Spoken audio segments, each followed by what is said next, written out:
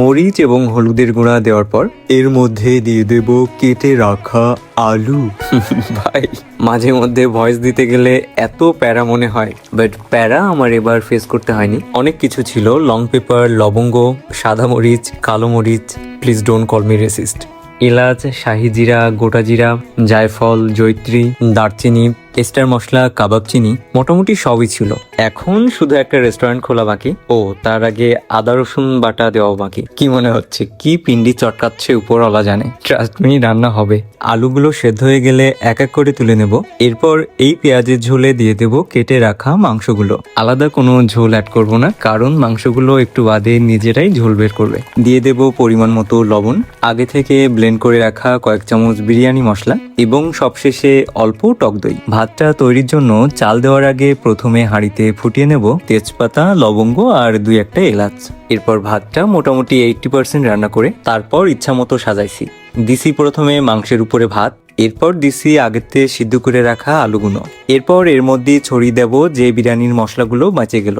দিয়ে দেব দুধ আর আমার বুক চেরা রক্ত, না ভাই এগুলো গোলাপ জল, কেওড়া জল, এবং সবশেষে সামান্য ঘি, অল্প টক দই আর ভিজিয়ে রাখা কিছু কাজু বাদাম। তারপর হাই ফ্লেমে 10 মিনিট, লো ফ্লেমে 5 মিনিট এবং গ্যাস বন্ধ করে আরো 15 মিনিট ভাপ দিয়ে রাখলেই বিরিয়ানি রান্না শেষ। জয় বাংলাদেশ। খুব একটা খারাপ হয়েছে? বাইরে থেকে গুঁড়া মশলা কিনলে বেশিরভাগ সময় আমার মনে হয় কাঠের গুঁড়া মেশানো, কিন্তু এনারা যে কোয়ালিটি মেনটেন করেছে তার জন্য একটা থ্যাংক ইউ তো অবশ্যই ডিজার্ভ করে।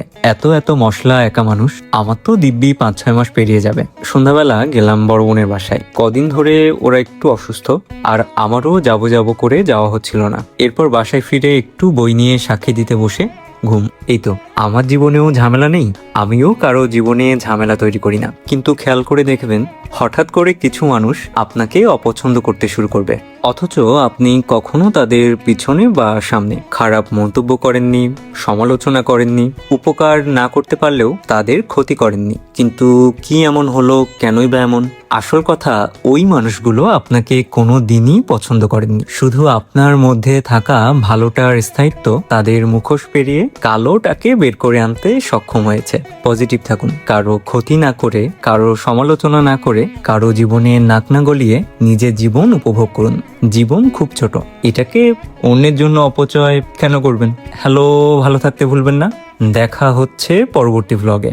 আজকে এখানেই টাটা।